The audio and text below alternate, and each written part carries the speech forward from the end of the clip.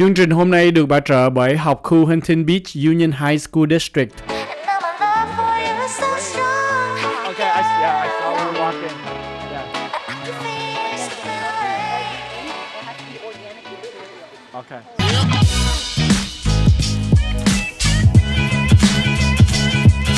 Hey, tôi khán giả một lần nữa trở lại chương trình Passport to Thành Công và hôm nay mình có mặt ở đâu Mai Anh? Hôm nay mình đang tại Irwindale và một cái chỗ mà họ đang sửa soạn cho Rose Parade. chắc quý khán giả đã biết đúng rồi là mình đang đứng trước cái float cái xe hoa. và đặc biệt cái Rose Parade của ở đây là chắc chắn nhiều người không biết đến là cái luật là mỗi cái phần mà trên cái xe hoa là phải có một cái vật chất mà của từ thiên nhiên, là một là hột giống hay là hoa hay là nó có nhiều như là gạo. Họ có đúng rất không? nhiều những cái interesting way như là gạo, Yeah. có những cái hộp cà phê, có rất nhiều những cái vật Cái lúa, lá lúa nữa vậy. thì mình sẽ thì chắc mình nói cũng đủ rồi, chắc bây giờ mình sẽ cho quý khán giả xem behind the scene của cái Rose Parade năm nay.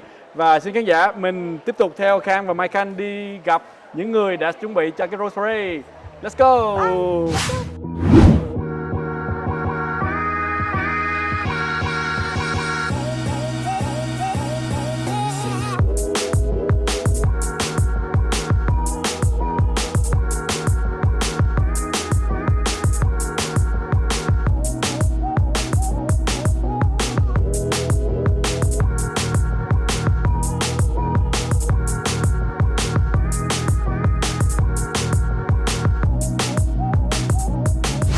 Alright, quý khán giả thì một lần nữa mình đã bước vào trong cái công viên mà họ đang chuẩn bị những cái float này. Và đặc biệt hôm nay Khang đang đứng kế bên ông Chris. Chris đặc biệt Chris, can you introduce yourself to our audience and what is your role for the whole Rose Parade? My name is Chris Lofthouse and I'm President and CEO of Phoenix Decorating Company. Okay. So Chris, I'm sure all the audience right now is interesting. How many float do we have this year? Phoenix Decorating has the honor of building 16 floats for the Rose Parade. Okay, so there's other company as well. There's other companies. There's only three companies that build floats for the Rose Parade. So and it's you a are small one of the industry, company. and we are one of the companies. Okay, so ông Chris, ông là president của hãng gọi là Phoenix Decorating Company. Họ là một trong ba cái company mà lo về decorate cái float cho cái Rose Parade. And ông nói là trong cái hãng của ông, cái company của ông đang take care là 16, right? 16. We have 16 under contract. Là 16 cái parade. The Tournament of Roses puts on the Rose Parade. I see. And what you do is if you want to participate in the Rose Parade, you do an application with the Tournament of Roses. They review the application and invite you. Once you are invited, then you become a prospective client of any one of the three builders that build. I see. I think that's important, right? Because khán giả thì cái này chính Khang cũng không có biết nào, nhưng mà cái Rose Parade nó gọi là cái Tournament of Roses là nó là một cái cuộc cũng như là thi đua mà về một cái float mà Rose hoa hồng.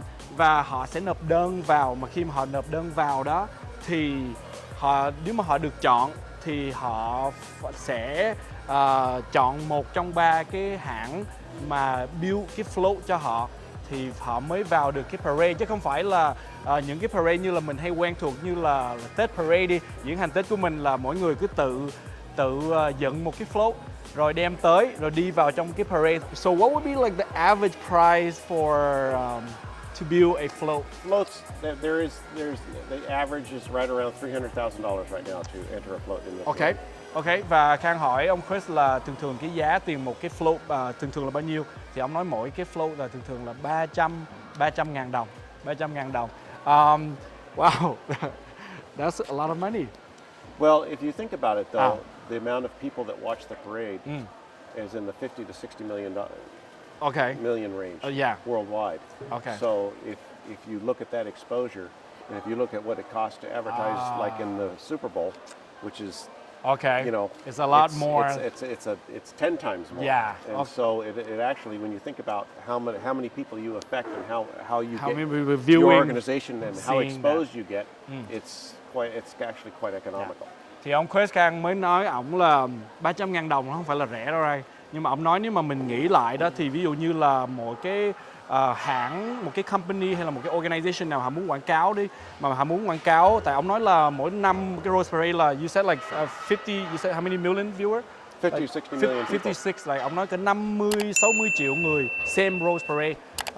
Cũng như là nó cũng gần bằng cũng như là một cái game Super Bowl. Coi như là bên Mỹ mình là Super Bowl là ngày mà hai đội football chơi với nhau, đó là Super Bowl. Thì ông nói chung là mình nghĩ lại cái trả tiền quảng cáo Super Bowl nó rất là mắc hơn nữa, nó cũng đến mấy triệu. Nhưng mà cái này cũng cỡ số người coi nhưng mà chỉ có 300.000 hay là mấy trăm ngàn đồng, thì ông nói là nói qua nhìn lên nói đi nói lại thì nói nó cũng là lợi hơn. So for your company, are you doing this whole year or just for the Rose Parade only? No, this is it's full time all year. Full time. It takes us all year to construct as many floats as we have. We have designs being submitted in late January, early February. Okay. And then we start the process with the Tournament of Roses as far as getting OKs on design, so on and so forth, and talking to the client and making sure that the client understands what's, you will know exactly what you're getting from a rendering that we do for you. And then from that point, we start the construction process. Okay. And then it's a very simple contract. It's not very, it's not very complicated. It's just the float building part is the complicated part, but we take care of all of that. Yeah. So it takes, and I will be back under construction with several of our clients in March. Okay. And then we will, as we start go the through process the year, again. we are designing and constructing, but it's a year's process to produce what you see. Produce what you see on the day of, right? Yes. Okay, thì Khang hỏi ông Chris thì thường một cái mình dựng lên một cái float này là bao lâu? Thì thường như mình cũng hay quen là như là diễn hành Tết hay là những cái diễn hành mình cứ nghĩ là đến gần cái tuần đó hay là cái tháng đó thì mình sẽ dựng cái float. Nhưng mà ông Chris ông nói là cứ mỗi sau khi một cái Rose Parade nó ngừng hết thì bắt đầu cả tháng 1, tháng 2 người ta sẽ nộp đơn vào và người ta sẽ submit những cái design, và sau đó hãng company của ông Chris ông sẽ bắt đầu design và nói chuyện với cái hội đoàn đó hay là một cái company đó, và sau đó ổng mới làm một cái gọi là what do you call this, is like without the rose, like a dry, is it what they call like dry model or dry, no? Well, it's just a frame. This is ready for decoration. Okay. So the paint indicates what our floral director was going to put a color of flower. I see. And you can see where the foam is, and that's where we will So it's like put orange. This is orange, yellow, blue. Mostly roses. Roses in the center, and then you can see many different materials. Like up on the rose there, you can see the dry material that's already been applied. But every square inch has to be covered in an organic material. Okay. In organic material, flowers. When do they start putting the flower in? Like it's like a few days before the parade, or well, the dry material starts going on in early December. Okay. Because the dry lasts longer and it and when you say dry material, are you saying like meaning paint? Seeds, the organic dry material. Hundreds of different kinds of seeds to get different colors. I see.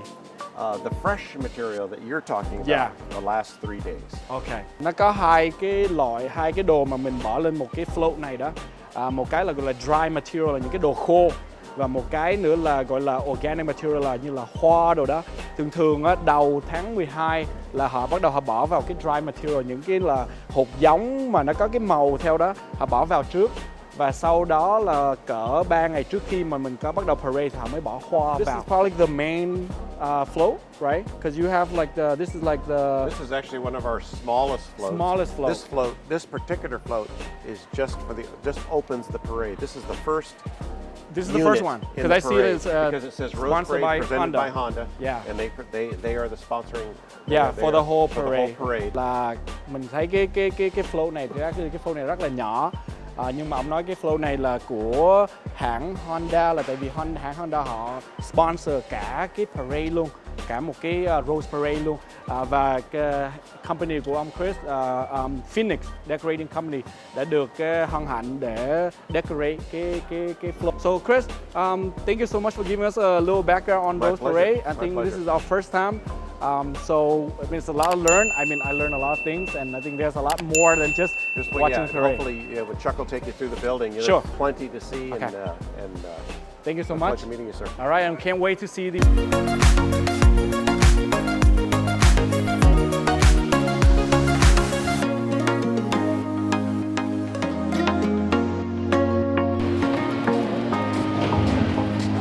And then we're gonna go back to the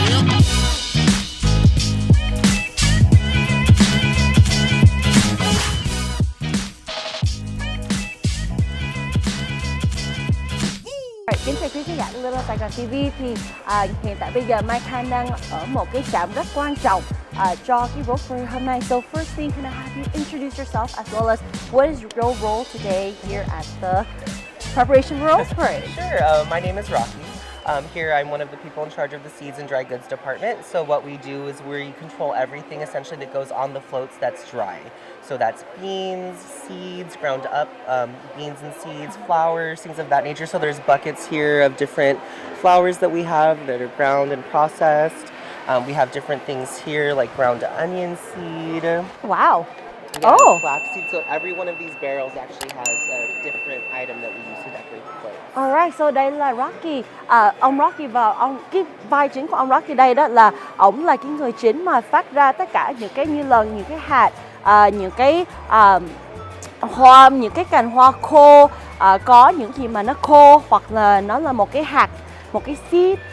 Thì ổng có tất cả ở đây để có thể là chia ra cho tất cả những người để trang trí cho tất cả những cái xe hoa cho hôm nay luôn. So does anybody purchase their own things to bring it in, or does it have to come from the station? No, it has to come from here. So what happens is when the floats are designed, they get a recipe essentially. So they know exactly what goes on the float and how much of it goes on the float. So everything's purchased ahead of time and ordered, so we know what's going on and can control that a little bit better. Right, so I see. So cho quý khán giả xem á, là họ có rất nhiều những cái hạt khô, những cái seed, những cái hoa khô, là tại vì cái này là cái chính là cho cái màu mè trên cái xe hoa. So ví dụ là khi họ nộp đơn, họ chuẩn bị làm cái xe hoa như cách nào thì họ sẽ cho những người công ty biết là họ sẽ dùng những cái món này hoặc là họ cần những cái màu mè này, và bên đây thì họ sẽ sửa soạn cho người đó có thể là chuẩn bị trên những cái xe hoa đây. Can you tell us a little bit more about what are some of the different items that they have here? So I see there's another one that's rice. So we have rice. So this is rice that's actually been ground up, partially ground. Okay. And that's used for pretty much most of the white that goes on the float. And then there's even things like clover seeds. So there's different styles. So this is a white clover seed, and then this is a yellow clover seed. Okay, cool. So depending on what colors they need, they can So cái chính là mình cần cái màu mè, so như là họ dùng cơm, họ grind up, họ cạo xuống để cho nó là như mỡ. Can I touch it? Yeah, Okay. go for it. Họ làm như là một cái powder để cho mình có thể là trang trí trên cái xe hoa của mình. Thì đây là gạo nha quý khán giả. Và nếu những cái xe hoa nào mà cần màu trắng thì họ có cái màu trắng ở đây. Nếu họ cần một cái màu xám, một cái màu vàng thì theo cái màu mè của những cái xe hoa thì họ sẽ có những cái món đó cho những người khác. And then for all of this, usually for all of these different dry goods that you have here, is it typically used like totally all up by the end of this parade? A lot of things, yeah. So even just yesterday we ran out of some ingredients, so some things have to be reordered to make sure we have it. But for the most part, a lot of these things that are left over, they're just packed away in these bins and then reused again. So there's no waste at all as well. Awesome. So như là họ nói là tất cả những cái món khô này đó thì họ sẽ dùng by the end of the period too. So that's awesome. Yeah. And then could you also let us know like about when do they start putting on these the dry ingredients? So normally up until about the 29th is when the dry ingredients are done being put on, and then that's when everything goes completely fresh. So all the fresh roses, fresh flowers, live plants, there's Christmas trees and things of that nature, and they're placed at that time, especially because those are fresher. They need to make sure they last longer, so then by parade day they still look as good as they did when we put them on. Okay, so cho những cái nào mà nó là khô thì họ sẽ bắt đầu gắn vô trên những cái xe hoa hôm ngày 29 tháng 12, so khoảng chừng là 3-4 ngày trước khi họ có cái diễn hành. And then also too, how do they get these different ingredients stuck onto floats? So glues, actually. There's two different types of glue that we use, a white glue and a clear glue. So depending on the ingredient, depends on which glue they would use then. But the glues are actually water soluble as well. So for the environment as well, if there's rain or anything of that nature, they are water soluble. So we don't have to worry about pollution and things of that nature.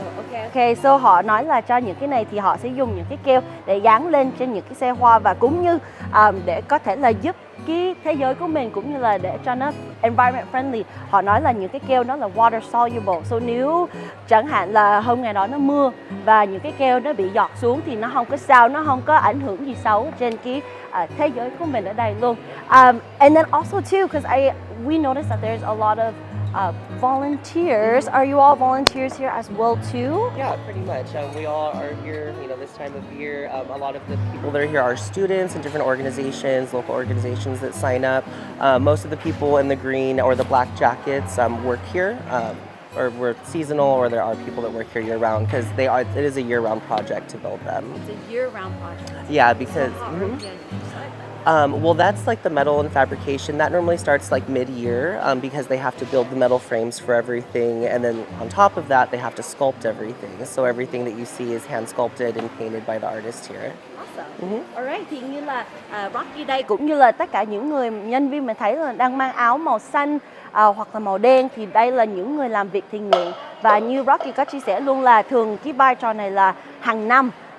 Thì nửa năm là họ sẽ bắt đầu làm những cái máy móc để cho mình có cái xe hoa, nên cuối năm thì mình sẽ có nhiều người làm việc thiện nguyện ở đây too. And let me ask you, I'm wondering this question too. How early did you get here to help prepare for this event here? We got here at about 7:20, 7:30 this morning.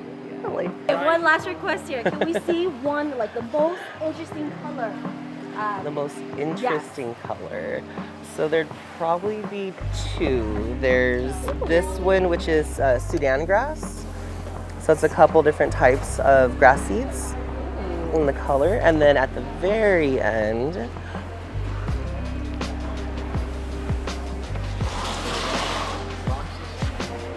Box? Oh yeah. Yeah, but just for whoever needs them. Oh yeah, we can just throw it right there. Thank you. This is cranberry seed, and it's a very, very bright, vibrant red. So quý khán giả thấy là có rất nhiều màu mè cho tất cả những cái xe hoa. Thì có cái màu đỏ, mình có cái Sudan grass nó màu nâu. Thì thường là tất cả họ có thể dùng như là đậu, họ dùng hạt, họ dùng bên đây là có coffee beans luôn. Thì họ cạo nó xuống để cho mình có thể là gắn vô lên cái xe hoa luôn. So cái này là cái màu nâu, so this is coffee beans for summer animals here. So and then cũng như quý vị thấy là có rất nhiều những cái món là organic, như là không phải là từ một cái công ty hoặc là một cái hãng nó đặt ra, mà cái này là như là hoa, đậu, những cái món organic, đồ sống. Yes. All right. Well, thank you so much, Rocky. And all right. So once they are on the float themselves, do you recycle any of these materials, or what happens? Yeah. So a few days after the parade, the floats will make their way back here to the warehouse. What will happen is they will begin disassembling some of the bigger items that can be scraped off, that can be reused. We actually will save and reuse the following year. So a lot of stuff is reused if we can salvage it. Okay. So cho tất cả những cái món nào mà họ dùng trên cái xe hoa thì nếu họ có thể là lấy nó ra hoặc là dùng lại cho năm sau thì họ cũng có thể dùng lại được. Và cái đó là như là những cái cục nào nó lớn như là những cái đậu hoặc là những cái coffee bean, nếu họ có thể lấy ra được thì họ sẽ dùng lại cho năm sau. So recyclable. All right. Awesome. Thank you so much, Rocky. Thank you.